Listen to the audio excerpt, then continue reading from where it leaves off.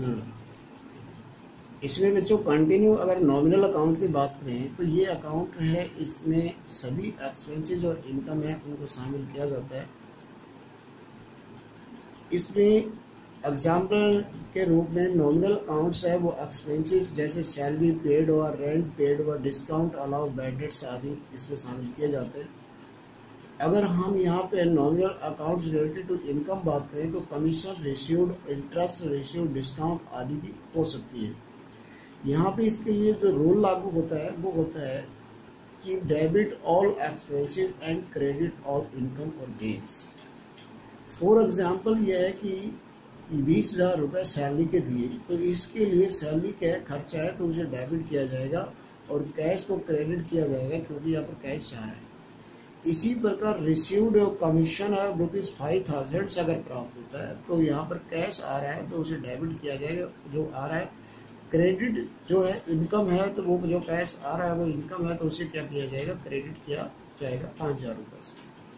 Objective इस accounts के बनाने का क्या है कि यहाँ पर सभी जो name only and which are not really exist, ये account open simple to explain the nature of held which has to be cash has to be paid. In absence of nominal account, it will be very difficult to manage the known of amount paid separately account of salary, rent, commission, etc. इसके अंदर इसकी जो information इससे संबंधित होती है वो निम्न और से यहाँ पर ये प्रोवाइड करता है। इसमें जो स्पेंड अमाउंट वेरियस साइड है वो कितनी है वो इससे हमें बेनिफिट हो जाता है। इनकम वेरियस साइड से कितनी प्राप्त हुई है इसके बारे में हमें जानकारी प्राप्त हो जाती है। उसके आगे बच्चों देखते हैं कि हमें यहाँ पे अगर बेसिकली जो स्टेज हैं जो डबल एंट्री सिस्टम की है, जो part of double entry system है वो कौन कौन से हैं, अगर उनमें हम देखें तो सबसे पहले तो इसमें ओरिजिनल रिकॉर्ड रखा जाता है। और जो ट्रांजेक्शन्स होते हैं उन्हें सबसे पहले प्राइमरी बुक जिसे जर्नल कहते हैं उसमें लिखा जाता है। जब बिजनेस बड़ा होता है उस नंबर ऑफ ट्रांजेक्शन ज़्यादा होती है तो जो जर्नल है उसे डिवाइड किया जाता है वेरियस बुक्स में जिसे हम सब डिविजन्स ऑफ जर्नल के रूप में देखते हैं। और ये जो सब्सिडरी बुक भी उसे कहते हैं। ये रिकॉर्ड ऑफ जर्नल है वो सब्सिडरी बुक में रखा जाता है first of all stage of system, और इसे हम ओरिजिनल रिकॉर्ड स्टेज के रूप में जानते हैं। दूसरी आ जाती है इस सिस्टम में, डबल एंट्री सिस्टम में, क्लासिफिकेशन। अब इस सिस्टम में जो ट्रांजेक्शन्स जो जर्नल के अंदर या सब्सिडी बुक में जो रखी जाती हैं उन्हें पोस्टेड किया जाता है क्लासिफाइड फॉर्म में दूसरी बुक में जिसे हम लेजर कहते हैं। और ये जो बुक्स होती है वो डिफरेंट स्टेज यानी कि इंडिविजुअल अकाउंट हेड जो रखा जाता है, जो financial positions of similar natures की है जो कलेक्टेड वन प्लेस पाई जाती है। The combined effect all transactions related particular accounts होता है उसे यहाँ पर निर्धारित किया जा सकता है जिसे posting in ledger is known एक क्लासिफिकेशन स्टेज के रूप में देखते हैं। उसके बाद में थर्ड जो स्टेज आ जाती है वो इसके अंदर आता है समरी तैयार करना। अब यहाँ पर इस स्टेज के अंदर जो लेजर के अंदर जो बैलेंस जो ऑफ होते हैं जो लिस्टेड होते हैं डेबिट का डेबिट साइड में और क्रेडिट का क्रेडिट साइड में लिख दिया जाता है। और यहाँ पे एक लिस्ट तैयार की जाती है जिसे हम ट्रायल बैलेंस के रूप में देते हैं। टोटल डेबिट और ट्रायल बैलेंस का क्रेडिट अगर इक्वल हो जाता है टू साइड जो ट्रायल बैलेंस की तो वो अर्थमेटिकल एक्यूरेसी को है वो प्रूव करती है। और इस ट्रायल बैलेंस की जो सहायता से हम ट्रेडिंग प्रॉफिट लॉस काउंट वो बनाते हैं जो कि प्रॉफिट जो संस्था के द्वारा या जो लॉस की पोजीशन है उसको निर्धारित करता है। और बैलेंस शीट जो तैयार की जाती है वो एक पर्टिकुलर पीरियड की ओवरऑल पोजीशन है जो बिजनेस को उसको दर्शाती है। अब यहाँ पर advantage of double entry system है वो क्या है, और या हम ये कह सकते हैं डबल एंट्री सिस्टम की पॉपुलरिटी का कारण क्या है। एक तो ये सिस्टम है ये साइंटिफिक होता है क्योंकि इस सिस्टम के अंदर जो ट्रांजेक्शन्स रिकॉर्ड की जाती है वो साइंटिफिक जो स्पेसिफाइड रूल्स है वो इम्प्लीमेंट होते हैं।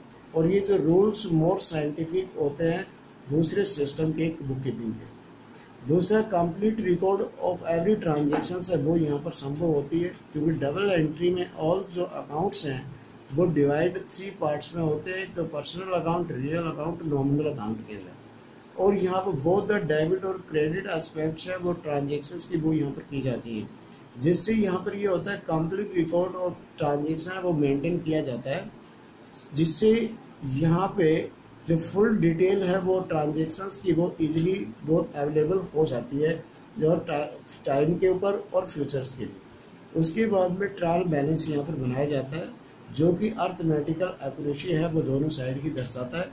तो डबल एंट्री सिस्टम के अंदर जो अमाउंट रिकॉर्ड की जाती है डेबिट साइड और क्रेडिट साइड में इक्वली होती है, और यहाँ पे जो ट्रायल बैलेंस है वो प्रिपेयर करके अर्थमेटिकल एक्यूरेसी है वो भी चेक की जाती है।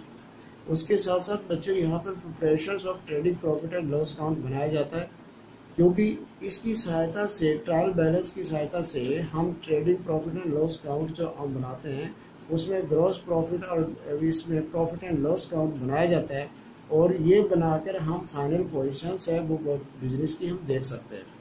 Knowledge of financial positions of business के लिए भी ये उपयोगी है, क्योंकि हमें जिस तरह की जो इंफॉर्मेशन चाहिए वो ना हमें बिजनेस से रिलेटेड जानकारी हमें यहाँ से प्राप्त हो जाती है इस सिस्टम के तहत।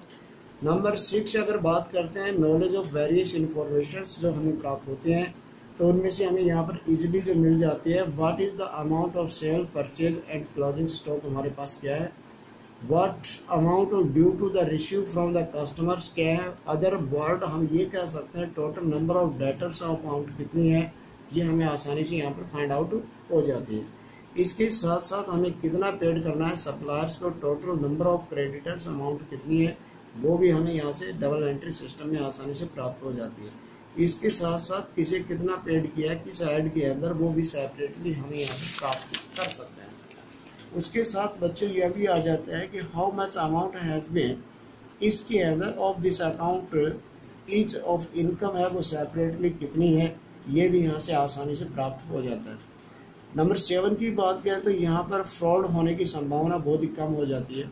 इस सिस्टम डबल एंट्री सिस्टम के अंदर ट्रांजेक्शन्स का 2 अकाउंट इफेक्ट करते हैं, तो हार्डली वन स्कोप ऑफ इसमें फॉर्जरी और जो मैनिपुलेशंस है वो इस सिस्टम के दूसरे के बजाय कम हो जाती है, क्योंकि यहाँ पर जो मैनिपुलेशंस को कोई जगह प्राप्त नहीं होते। लीगल अप्रूवल यानी अगर ज़रूरत पड़ती है तो ट्रांजेक्शन मेंटेन होती है सिस्टम के तहत, वो स्पेसिफाइड रूल के तहत होती है, और उन्हें लीगल रिक्वायरमेंट के लिए बुक्स के रूप में उसको रिप्रेजेंट किया जा सकता है, और जो एक्सेप्टेबल होती है एज पर कंपनी एक्ट और दूसरे एक्ट के तहत।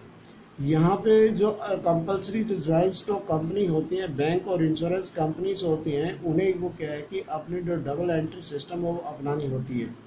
कंपैरेटिव स्टडी अगर हम बात करें तो इसमें भी यह अकाउंट या मदद करता है इसके अंदर इनकम एक्सपेंडिचर आदि के रूप में।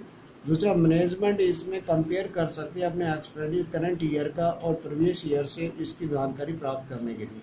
सिमिलरली अगर हम देखें profit and loss of the balance sheets है वो 1 ईयर का कंपेयर किया जा सकता है दूसरे सालों के साथ। इसके बाद में अगर हम देखें तो नंबर 10 के ऊपर मैनेजमेंट का डिसीजंस लेने में ये मदद करता है ये सिस्टम। इस सिस्टम के तहत जो मैनेजमेंट है वो ऑपरेट कर सकती है और जिस्ट इंफॉर्मेशन जो क्विकली जो मुझे ज़रूरत होती है सिस्टम के लिए रिलायबल होती है, जो जिनके ऊपर विश्वास किया जा सकता है। उसके साथ management can use the information to making decisions है वो भी यहाँ पर मैनेजमेंट ले सकती है। सभी तरह की जो बिजनेस है उनके लिए उपयोगी होता है डबल एंट्री सिस्टम। तो यहाँ पे इसमें क्योंकि फ्लैक्सिबिलिटी होती है कि उसको कन्वीनियंटली इसको क्या शामिल किया जाता है, चाहे छोटा हो चाहे बड़ा बिजनेस उसमें शामिल कर सकते हैं। लेकिन यहाँ पर कुछ इसके डिसएडवांटेज हैं वो भी देखने को मिलते हैं। तो हमें डिसएडवांटेज की बात करें तो नंबर ऑफ बुक्स है वो यहाँ पर रखी जाती हैं, जो इस सिस्टम के तहत जो भी छोटे बिजनेस के लिए काफ़ी एक्सपेंसिव होती है। यहाँ पर डिफ़िकल्टी ये अप्लाई ये रूल्स और डेबिट और क्रेडिट अपनाया जाता है। इसमें एक एजुकेटेड नॉलेज और ट्रेनिंग की रिक्वायरमेंट होती है, जिसके ऊपर इस रूल्स की जो कमांड होनी चाहिए वही इसमें सक्सेसफुल होता है। थर्ड बात करें ओनली अर्थमेटिकल एक्यूरेसी है वो ही चेक की जा सकती है ट्रायल बैलेंस से, लेकिन ये कम्प्लीटली क्या है कि इसमें जो एरर्स जो रह जाती है उन्हें हम डिनाई नहीं कर सकते। एरर ऑफ ओमिशन यदि कोई ट्रांजेक्शन जो छूट जाती है रिकॉर्ड में ही शामिल नहीं है तो उसे ये सिस्टम पकड़ नहीं पाएगा। एरर और ओमिशंस या इसमें एरर ऑफ कमीशन जो होती है रॉन्ग अमाउंट अगर रिकॉर्ड की जाती है तो बुक्स ऑफ ओरिजिनल एंट्री में तो भी ये इसमें शामिल नहीं करेगा। इसमें एरर ऑफ प्रिंसिपल अगर कोई होती है तो भी उसे क्या है कि ये सिस्टम नहीं बता पाएगा। तो इस प्रकार कंपेरेटिव एरर्स जो होती है वो इसे मतलब कि ट्रेस आउट करने में जो मदद नहीं करती है। तो इस प्रकार हमने देखा आज की इस वीडियो में बच्चों की डबल एंट्री सिस्टम क्या है। तो मेरे को उम्मीद है कि इससे आपको काफ़ी बेनिफिट मिलेगा। यदि वीडियो पसंद आती है तो इसे लाइक और सब्सक्राइब करें। Thanks, have a nice day.